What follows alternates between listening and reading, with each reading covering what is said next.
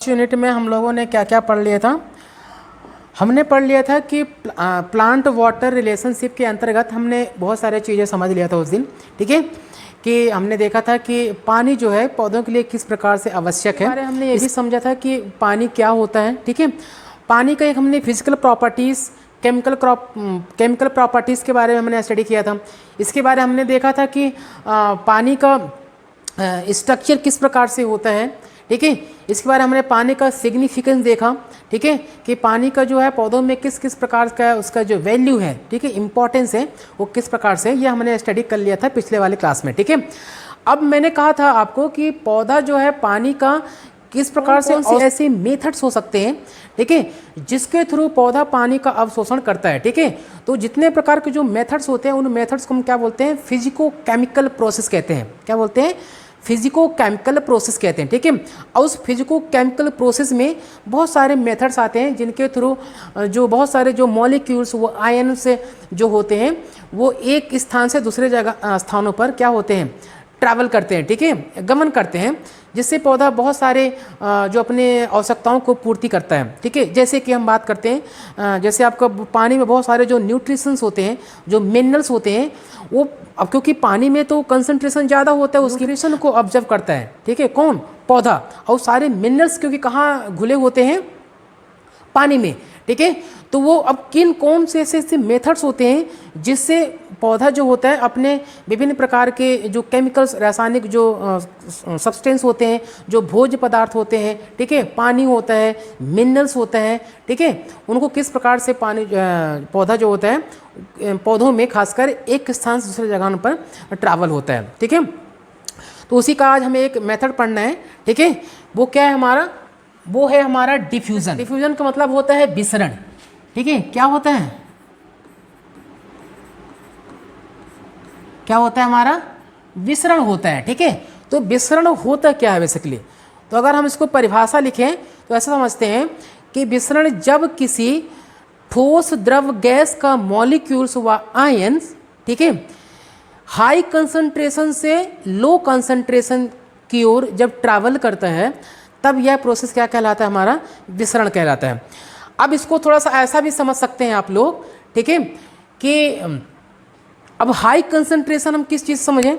मान लीजिए कि आपका जैसे कि घर में अगर आप अगरबत्ती जलाते हैं आप लोग, ठीक है, अगरबत्ती जलाते हैं, ठीक है, सपोज दैट ये आपने क्या जलाई, ये है आपका अगरबत्ती है। ठीक है, अब आप ध्यान रखो, जैसे अगरबत्ती जलाते हो तो सबसे ज़्यादा धुआं जो होता है वो कहाँ पे होता है? यहाँ पे होता है। ठीक है, लेकिन जैसे जैसे दूर जाता जाता है उसका जो है कम होता जाता है। तो आप ये ध्यान रखिए कि देखिए सबसे ज़्यादा कंसंट्रेशन कहाँ पे है? सबसे ज़्यादा कंसंट्रेशन जो है ना वो इसके पास है जहाँ पे आप जलाते हैं। ठीक है, इसका मतलब आप यही ध्यान रखिए कि जब अगरबत्ती आप जलाते हैं तो सबसे पहले खुशबू आपको आती है, दूर बैठे व्यक्ति को क्या होती है? कम आती है। तो इसका मतलब क्या है? सबसे ज़्यादा कंसंट्रेशन उसकी सांद्रता कहाँ पे है? पास होती है। और जब जितना ज़्यादा दूर जाता जाएगा धीरे धीरे करके अब वो फैलता हुआ चला जाता है। ठीक है, उसी प्रकार जैसे आप सेंट लगाते हैं, ठीक है, तो जब आप एक जगह लगाते हो धीरे धीरे करके पूरा कैमरे में फैल जाता है वो। ठीक है, तो वो क्या है एक प्रकार का? वो होता है आपके डिफ्यूज़न कहलाता है वो। ठीक है, तो परिभाषा हम किस प्रकार से लिख सकते? ठीक है, अब समझ में आया आप लोगों को? ठीक है, तो जैसे मैंने कहा था आपको कि डिफ्यूज़न क्या होता है, तो परिभाषा क्या लिखना है? द मूवमेंट ऑफ मॉलिक्यूल्स और ions of a solid liquid gas from their region of a higher concentration to the region of a lower concentration is called diffusion. मतलब ये हुआ कि जब किसी सॉलिड लिक्विड गैस का मॉलिक्यूल्स व ions, ठीक है, उच्च सांद्रता वाले क्षेत्र से निम्न सांद्रता वाले क्षेत्र की ओर क्या करते हैं? ट्रैवल करते हैं, गमन करते हैं, तब वो क्या कहलाता है? डिफ्यूज़न कहलाता है, विसरण कहलाता है। उदाहरण के लिए अगर हम समझें तो दूसरे अगर हम बात करें तो क्या है? शुगर का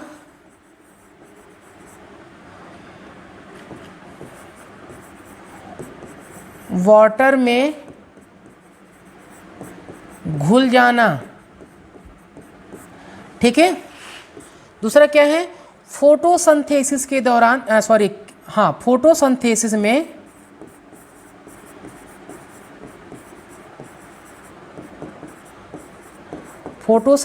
में कार्बन डाइऑक्साइड का इन्वायरमेंट से लेना, कार्बन डाइऑक्साइड और ऑक्सीजन का MnO4, ठीक है, का पानी में घुल जाना, ठीक है। तो ये क्या है, कुछ एग्जाम्पल्स हैं। अब इसको आप समझिए एक एक को। मैंने कहा अगरबत्ती कब फैल जा, मतलब अगरबत्ती की खुशबू कब फैलना, ठीक है। मान लीजिए कि आपके घर में, ठीक है, एक अगरबत्ती है, ठीक है, एक हमने ये, चलो अगरबत्ती बना लेते हैं, ये क्या है, हमारा अगरबत्ती है, ठीक है, ये है, ठीक है। तो ये हमारा क्या है, एक अगरबत्ती है, ठीक है, हमने घर में जलाया, ठीक है, और ये इस प्रकार से, ठीक है। तो आप देखना कि इसकी जो खुशबू है सबसे ज़्यादा मात्रा में वो यहाँ पे दिखाई देता है, ऐसे ऐसे, ठीक है। और जैसे जैसे ये दूर होता जाता है उसकी जो सांद्रता है वो उस खुशबू कम होती जाती है, ठीक है। ये हो गए, ठीक है, ये हो गए, ठीक, इस प्रकार से। मतलब जैसे जैसे ये दूर होता जाएगा, दूर जाती जाएगी, उसी प्रकार से खुशबू क्या होती जाएगी, कम होती जाएगी। क्यों कम होती जाएगी? क्योंकि सबसे ज़्यादा सांद्रता जो है वो, ध्यान रखना, यहाँ पे सबसे ज़्यादा होती है इस जगह पे, ठीक है। मतलब यहाँ पे क्या होगा, इसकी सेंट जो होगी, मतलब यहाँ पे क्या है, यहाँ पे हाई कंसंट्रेशन है। क्या है? High concentration. यहाँ पे हाई कंसंट्रेशन हो गया, और यहाँ पे क्या है, लो कंसंट्रेशन है। क्या है? Low concentration. मतलब यहाँ पे उच्च सांद्रता है और यहाँ पे क्या है, निम्न सांद्रता है, इसलिए यहाँ पे खुशबू ज़्यादा आती है और यहाँ पे खुशबू कम जाती है, ठीक है। मतलब यह हम बात करें तो इसलिए कह रहे हैं कि क्योंकि मॉलिक्यूल्स हम बात कर रहे हैं, तो ये धीरे धीरे करके यहाँ पे मॉलिक्यूल्स जैसे जैसे दूर होती जाती है उनके बीच में डिस्टेंस बढ़ती जाती है। जब डिस्टेंस बढ़ती जाएगी मतलब उसकी सांद्रता क्या होती जा रही है, कम होती जा रही है, ठीक है। तो यहाँ पे सांद्रता क्या होगी, ज़्यादा है, यहाँ पे खुशबू ज़्यादा होगी, यहाँ पे कम होती जाएगी, ठीक है। जैसे आप एक कोने में अगर अगरबत्ती अगर आप जला देते हैं तो वहाँ पे ये ध्यान रखना कि वो धीरे धीरे करके आपके उसकी जितने ज़्यादा दूर होती जाएगी उसकी खुशबू कम होती जाती है, ठीक है। इस प्रकार से ये डिफ्यूज़न क्या है, उदाहरण है, ठीक है। उसी प्रकार से अगर हम बात करें कि भाई हमने कहा इसके पहले कि सॉलिड लिक्विड गैस के मॉलिक्यूल्स जो होते हैं, ध्यान रखना वो एक दूसरे में क्या होते हैं, डिफ्यूज़ होते रहते हैं, विसरित होते जाते हैं, ठीक है। उसी प्रकार से अगर हम बात करते हैं तो किसमें ज़्यादा होगा, ठीक है। तो जब हम बात करते हैं सॉलिड की बात करते हैं, ठीक है, सॉलिड की अगर हम बात करते हैं तो सॉलिड में ध्यान रखना डिफ्यूजन क्या होगा, इसके जो सॉलिड के जो मॉलिक्यूल्स होंगे, मॉलिक्यूल जो होंगे इसमें जो होगा डिफ्यूजन क्या होगा, इसमें डिफ्यूजन जो होगा वो कम होगा। क्यों? क्योंकि इनके मॉलिक्यूल्स के बीच में जो डेंसिटी है बहुत ज़्यादा होती है, ठीक है। तो इस डेंसिटी बहुत ज़्यादा है, बहुत पास पास है, इसलिए उनके बीच में डिफ्यूजन जो होती है बहुत कम होती है, ठीक है। उसी प्रकार से अगर हम लिक्विड की बात करें तो लिक्विड में क्या होगा, डिफ्यूजन जो होगा वो सॉलिड से कंपैरेटिव क्या होगा, ज़्यादा होगा। मतलब सॉलिड की तुलना में, जो ठोस पदार्थ की तुलना में जो तरल पदार्थ है उनमें डिफ्यूजन क्या होगा, ज़्यादा होगा। क्यों? क्योंकि इसलिए पानी क्या है उनमें, ठोस के अपेक्षा में देखना बर्फ का मॉलिक्यूल जो होता है उनमें डिफ्यूजन कम होता है, ठीक है, क्योंकि मॉलिक्यूल अपन क्या हो गए, इकट्ठे हो गए हैं। लेकिन वहीं पे अगर बात करें तरल भाग में, इसलिए पानी बहता है क्योंकि मॉलिक्यूल्स कंपैरेटिव क्या होती है, दूर दूर हो जाती है उसकी, ठीक है। तो डिफ्यूजन क्या हो गया, ठोस की अपेक्षा डिफ्यूजन जो है सॉलिड की तुलना में क्या होगा, ज़्यादा होगा, ठीक है, किसके अपेक्षा, सॉलिड की तुलना में, ठीक है। अगर वहीं पे हम अगर गैस की बात करते हैं तो गैस में क्या होगा, इनके मॉलिक्यूल जो होगा बहुत दूर दूर होते हैं, इसमें डिफ्यूजन क्या होता है, बहुत ज़्यादा होती है, ठीक है। तो मतलब इसमें क्या होगा, इसमें जो होगा डिफ्यूजन जो होगा सॉलिड और लिक्विड की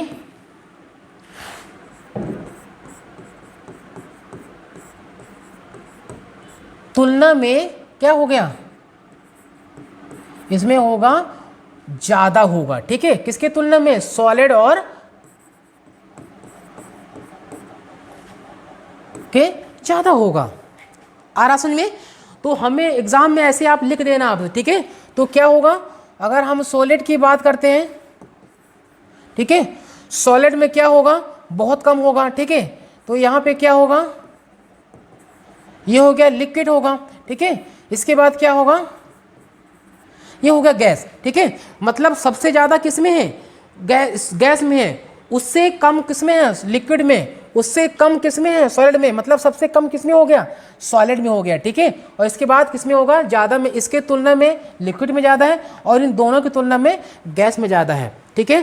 तो ये ध्यान रखना, ये कई बार आपको, क्योंकि आप बीएससी वाले हैं, ठीक है, तो हो सकता है क्या पूछ लिया जाएगा कि सॉलिड लिक्विड गैस में डिफ्यूजन जो है वो किस में सबसे ज़्यादा होगा, लिक्विड में होगा कि सॉलिड में होगा कि गैस में होगा। तो आपको याद होना चाहिए, तो किस में होगा, गैस के मॉलिक्यूल्स में सबसे ज़्यादा डिफ्यूजन होता है और सॉलिड में बहुत कम होता है, ठीक है। आ गया समझ में। तो इस तरीके से आपको थोड़ा सा ध्यान रखना है और एग्जाम में इस प्रकार से लिखना भी है, ठीक है। अब हम इसको एग्जाम्पल के तो समझते हैं कि अगर हम डिफ्यूजन की बात करते हैं, ठीक है, अगर दोनों मॉलिक्यूल्स जो होते हैं, अगर किसी सॉल्यूशन में दो प्रकार के अगर सोल्यूट, ठीक है, मतलब विलय पदार्थ अगर डाला जाए तो क्या वो दोनों एक समान मात्रा में डिफ्यूजन होते हैं क्या, ठीक है, या अलग अलग होते हैं। तो इसको हम थोड़ा सा समझते हैं, ठीक है। मान लीजिए एक हमारे पास एक बीकर है, ठीक है, क्या है, एक बीकर है, हम यहाँ पे समझ लेते हैं, ये हमारा क्या है, एक बीकर है, ये हमारा क्या है, एक बीकर है, ठीक है, ये हमारा एक बीकर है। इस पर हम दो चीज़ें डाल देते हैं, क्या डाल देते हैं, एक में हमें डाल देते हैं, ये है हमारा,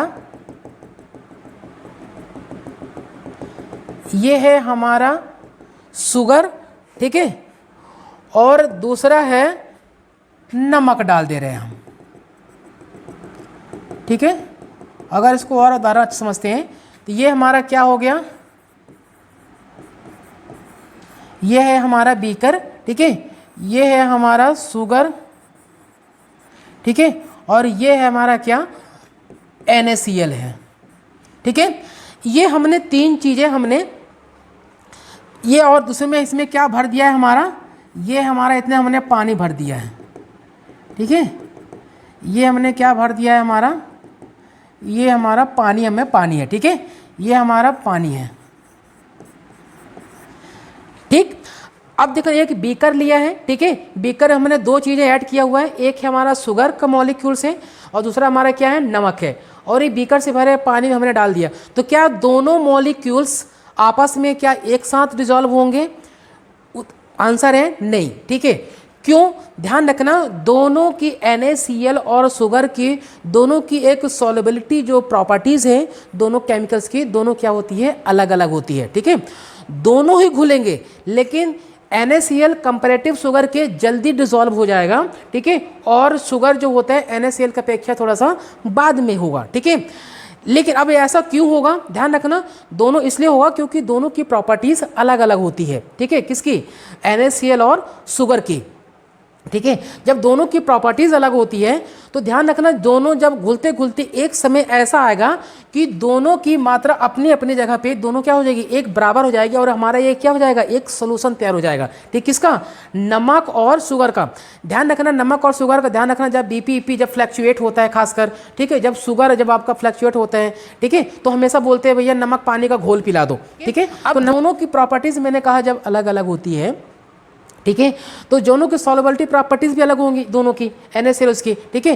तो इस प्रकार की जब क्रिया होती है किसी सॉल्यूशन में, उसको बोलते हैं प्रिंसिपल ऑफ इंडिपेंडेंट, ठीक है। तो क्या कहते हैं, प्रिंसिपल ऑफ इंडिपेंडेंट डिफ्यूजन कहा जाता है उनको। क्यों, क्योंकि इनकी प्रॉपर्टीज अलग होती है, ठीक है, किसके, इसकी भी प्रॉपर्टीज, NaCl की प्रॉपर्टीज़ भी अलग होती है और शुगर की प्रॉपर्टीज़ भी अलग होती है। इंडिपेंडेंट डिफ्यूजन भी कहते हैं इसको, ठीक है। अब हम बात करते हैं जब दोनों के, ठीक है, तो आपको प्रभावित करते हैं, ठीक है। तो एक आप ध्यान रखना, जब आप डिफ्यूज़न पढ़ेंगे तो उसमें एक चीज़ और पढ़ोगे, आप पढ़ोगे क्या, डीपी पढ़ोगे। डीपी मतलब होता है डिफ्यूज़न,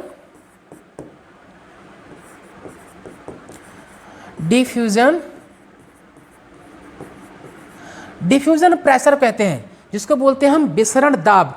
विसरण दाब का मतलब ये होता है कि जब कोई लिक्विड, सॉलिड, गैस का मॉलिक्यूल्स व आयंस, ठीक है, जब किसी लोअर क्षेत्र में या लोअर सांद्रता वाले क्षेत्र में जब जाते हैं तो वहाँ पे क्या डालते हैं, उस माध्यम पर एक दबाव डालते हैं। उस दबाव को ही क्या कहा जाता है, डिफ्यूज़न प्रेशर कहा जाता है। आ रहा समझ में? उदाहरण के लिए ऐसा समझो कि आप लोग इतना कंजस्टेड जो बैठे हो यहाँ पे, अगर बीच में कोई एक अदर लड़की कोई आ जाए, ठीक है, तो उसमें क्या होगा, बीच में स्पेस नहीं मिलेगा। मतलब आप बैठ तो जाएगी लेकिन बीच में क्या हो जाएगा, अभी आपको दबाव पड़ेगा दोनों के बीच में। मतलब जब कोई एक नया व्यक्ति आपके बीच में आता है तो आपके बीच में क्या आता है, दबाव आता है, ठीक है। उसी प्रकार से जब दबाव उत्पन्न होगा आप दोनों के बीच में, उस दबाव को हम क्या कहते हैं, डिफ्यूज़न प्रेशर कहते हैं, ठीक है। तो ध्यान रखना, अब ये डिफ्यूजन जो प्रेशर होता है ये डिपेंड करता है मॉलिक्यूल्स व आयंस की संख्या के ऊपर, ठीक है। जितना ज़्यादा जो मॉलिक्यूल्स व आयन की संख्या होगी, डिफ्यूजन प्रेशर भी उतना क्या होगा, ज़्यादा होगा। मतलब डिफ्यूजन प्रेशर संख्या की क्या होगा, समानुपातिक होगा। मतलब जितना ज़्यादा डिफ्यूजन जो विसरित करने वाले जो मॉलिक्यूल्स व आयन की संख्या जितनी ज़्यादा होगी, डिफ्यूजन भी क्या होगा, उतना ही ज़्यादा होगा। क्लियर, ठीक है। तो इसको हम क्या बोलते हैं, डिफ्यूजन प्रेशर कहते हैं, ठीक है। अब डिफ्यूजन प्रेशर जो होती है, मैंने कहा कि वो किन किन चीज़ों से प्रभावित होती है, ठीक है, या डिफ्यूजन जो है किस किस प्रकार से प्रभावित होती है। तो इसके कुछ फैक्टर्स होते हैं, ठीक है। जैसे मैंने कहा एक होता है टेम्परेचर, मतलब ताप, ठीक है।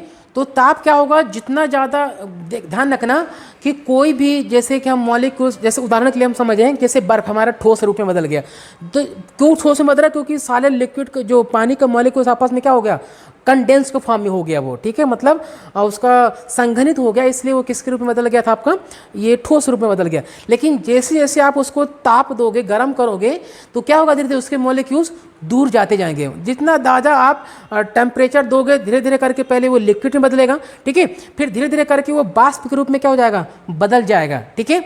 तो मतलब क्या होगा, जितना ज़्यादा आप टेम्परेचर दोगे, लिक्विड, सॉलिड व गैस के मॉलिक्यूल्स में विसरण की गति क्या होगी, उतना ही ज़्यादा होगी, ठीक है। मतलब टेम्परेचर के साथ साथ मॉलिक्यूल्स व आयंस की जो गति होगी वो बढ़ती जाएगी। मतलब टेम्परेचर की क्या होगा, डिफ्यूजन समानुपातिक होगा। टेम्परेचर जितना ज़्यादा होगा, मॉलिक्यूल्स व आयंस की उतने ही ज़्यादा क्या होगी, आपकी डिफ्यूजन जो होगा उसे विसरित करने की गति क्या होगा, उतना ही ज़्यादा होगी।